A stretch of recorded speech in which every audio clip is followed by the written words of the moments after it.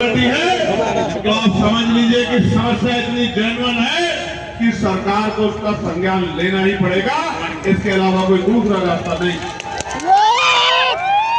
प्यारे साथियों, मैं आपके आंदोलन पे चर्चा करूंगा, लेकिन उस आंदोलन से पहले, क्योंकि आज सोशल मीडिया का दौर है और सोशल मीडिया की खबरों को मेन स्ट्रीम मीडिया भी उठाता है।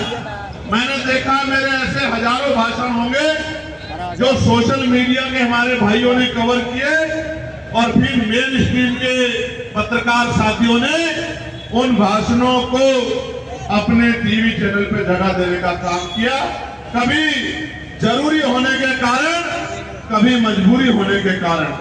लेकिन प्यारे साथियों, मैं ये समझता हूं कि जब हम सुबह उठते हैं और उठने के बाद सबसे पहला काम अगर हम कोई करते हैं तो अपने दांतों की सफाई करने का काम करते हैं।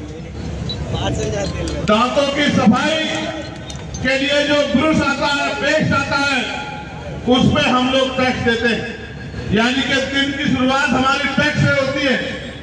जो उसके बाद नाश्ते में हम लोग ब्रेड लेते हैं, मक्खन लेते हैं, चाय लेते हैं, दूध लेते हैं, कोई सामान उठा के देख लो, सब पे बराबर का टैक्स हमें देना पड़ता है।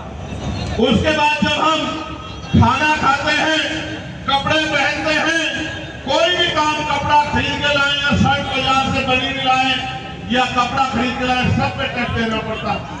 फिर जिस ट्रैफिक से जाते हैं, अगर अपनी गाड़ी यूज करते हैं, पेट्रोल डीजल लगाते हैं तो टैक्स देते हैं सेस के रूप में, टोल टैक्स देते हैं। दफ्तरों में जाते हैं, बिजली का बिल खर्च होता है तो टैक्स देते हैं।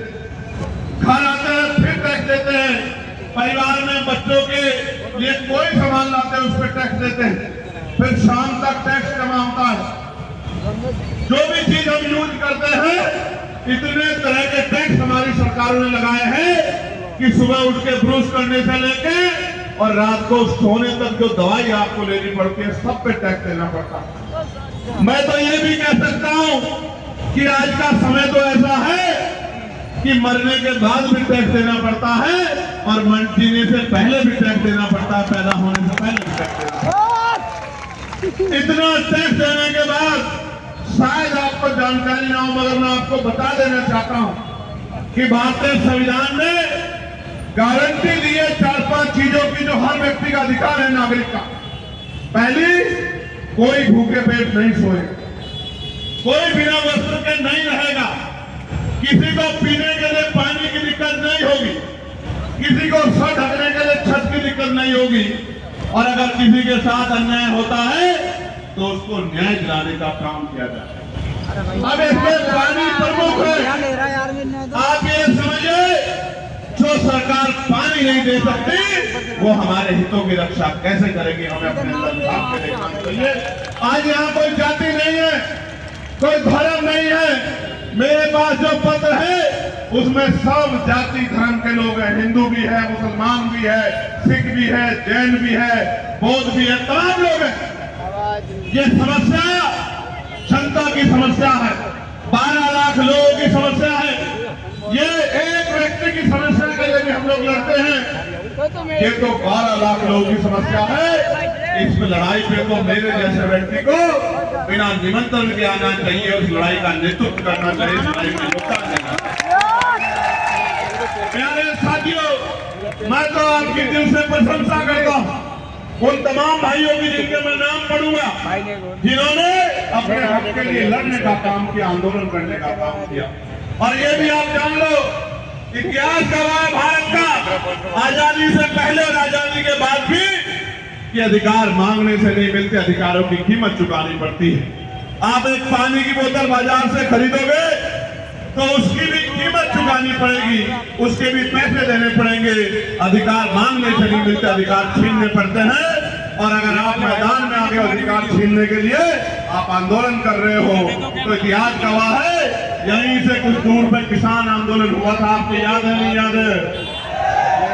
और किसान आंदोलन हुआ था, 13 महीने तक आंदोलन चला। यही सरकार थी, घुटनों के बल आना पड़ा था। आपको याद है या नहीं याद है? इतिहास गवाह है, देश में आजादी बेटे अकेला कोई अकेला नहीं है ना, इसको बोलो, इसको नीचे कर ले, जनता पीछे करिए ना, इसको नीचे कर ले भाई, सही बात है, बंद कर भाई, और नीचे कर ले, समय मत खराब करना। तेरी वीडियो के चक्कर में पूरे आंदोलन को खराब कर रहा भाई। इतिहास गवाह है कि आंदोलन के जरिए ही भारत से अंग्रेजों को खदेड़ा गया था, अंग्रेजों को भागना पड़ा। इतिहास गवाह है कि करतार सिंह सराभा ने पंजाब में बलिदान दिया था और शहीद आजम सरदार भगत सिंह और उनके साथियों ने जेलें काटी थी, मुकदमे झेले थे और हफ्ते हफ्ते फांसी के फंदे चूमे थे। तब जाके अंग्रेजों की समझ में आया था कि अब ये लोग मरने मिटने पर आए हैं, अब इनके अधिकारों को ज्यादा दिन तक छीना नहीं जा सकता, इनको गुलामी की वीडियो में नहीं रखा जा सकता। आज का ये सैलाब बता रहा है कि आज मेरी आवाज घोड़ा के हर घर तक जाएगी और जिन आंखों में आंसू है कि हमारी मांग नहीं सुनी जा रही, कम से कम उन आंसू को पूछने का काम आज इस आंदोलन के जरिए होगा। मैं आपको विश्वास दिलाता हूं। प्यारे साथियों, इस आंदोलन में आज 28 दिन हो गए हैं और मुख्य रूप से भाई आफ्ताब जी, भाई ब्रजेश सिंह जी, कपिल आजाद जी और भाई सतपाल चौधरी जी, जिन्होंने लगातार ये प्रयास किया, क्योंकि मुझे आज इस कार्यक्रम की वजह से एक बहुत बड़ा आयोजन छोड़ के आना पड़ा और अब 8 बजे मुझे जाना है बांदा, कल मेरा बांदा में कार्यक्रम। मैंने इनसे कहा था मुश्किल हो जाएगा, इन्होंने कहा था आप कोशिश कर लेना, लेकिन मैं गवाही देके कह रहा हूँ कि घोड़ा के लोगों के दिलों में जो प्यार आशीर्वाद था, उसी की वजह से सारे काम छोड़ के यहाँ पहुंच पाया हूँ।